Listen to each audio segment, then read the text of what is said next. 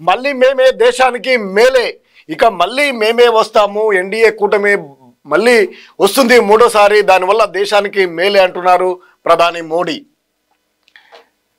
స్థిత భారత్ కోసమే నా తపన, ఈ లక్ష్యాన్ని చేరుకోవాలంటే భారీ మెజార్టీతో నెగ్గాలి.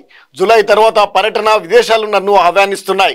మూడోసారి అధికారంపై ప్రపంచానికి నమ్మకం ఉందన్న ఆ ప్రధాని మోడీ మూడోసారి గెలపడంపై ప్రపంచానికి నమ్మకం ఉంది. పూర్తిగా భారీ మెజార్టీతో గెలిచినట్లయితే అనేకమైనటువంటి సంక్షేమ పథకాలకు ఆస్కారం ఉంటుందని, దక్షిణాది ప్రజల ఆదరణను మాటల్లో వర్ణించలేం. ఏక్ భారత్ శ్రేష్ఠ భారత్ కలను కనే ఏకైక పార్టీ భాజపా మాత్రమే. అయోధ్య రాముడి ప్రాణ ప్రతిష్ఠ సందర్భంగా 11 రోజులు ఉపవాసం ఉన్న నేను నాసిక్, లేపాక్షి, శ్రీరంగం, రామేశ్వరం, ధనుష్కోటి లాంటి ప్రాంతాలకు సాధారణ భక్తుడిలా వెళ్ళాను. ఆ సమయంలో దక్షిణ భారత ప్రజలు కనబర్చిన ఆదరణ మాటల్లో చెప్పలేను. రాజకీయ పండితుల కులమానాలకు అది అందదు.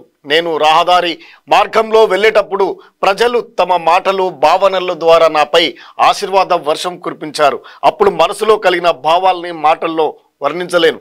మేము దేశ ప్రజలందరినీ ఒకటి చేయడానికి నిరంతరం ప్రయత్నిస్తున్నామంటూ మోదీ అంటున్నారు. వాస్తవానికి దక్షిణ భారతదేశంలో తీవ్రమైనటువంటి అనేకమైనటువంటి అవమానాలకు గురవుతా ఉన్నది, ఆ వివక్షతకు గురవుతున్నది.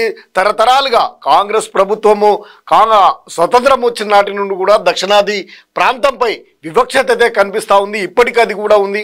రాజకీయంగా, సామాజికంగా, ఆర్థికపరమైనటువంటి విషయాల్లో నిధుల కేటాయింపులోనూ ప్రతిసారి కూడా దక్షిణాది ప్రజలపై వివక్షతను చూపిస్తూ ఉన్నారు. అది గమనించినటువంటి మోడీ ఇక్కడ బీజేపీకి కొంత ఎప్పుడు కూడా పూర్తిగా మెజార్టీ రాని నేపథ్యంలో దక్షిణాది ప్రజలను కూడా ఆకట్టుకోవడానికి ఆయన విశేష కృషి చేస్తున్నట్టు మనకు కనిపిస్తూ ఉంది.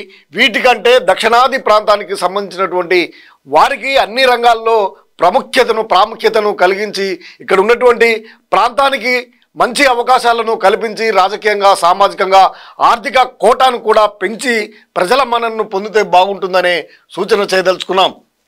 భారత్ను అభివృద్ధి చెందిన దేశంగా తీర్చిదిద్దాలనే భారీ లక్ష్యాన్ని సాధించడానికి వరుసగా మూడోసారి తమకు అధికారం ఇవ్వాలని కోరుతున్నట్లు ప్రధాని మోడీ చెప్పారు.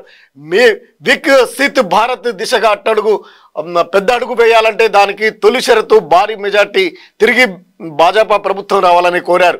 ఢిల్లీలోని భారత్ మండపంలో 2 రోజుల పాటు జరిగినటువంటి భాజపా జాతీయ మండలి సమావేశాలు ఆదివారం ముగిశాయి. ఈ సందర్భంగా ప్రధాని 65 నిమిషాల పాటు ప్రసంగించి గత 10 ఏళ్లలో తమ ప్రభుత్వం చేసినటువంటి అభివృద్ధి, సంక్షేమ కార్యక్రమాలను వివరించారు. రాబోయే కాలంలో సాధించినటువంటి లక్ష్యాలను ఆదరించారు. 100 రోజుల్లో ప్రతి ఒక్కరిని కలవాలనే నినాదంతో ముందుకు వెళ్తా ఉన్నారు మోడీ.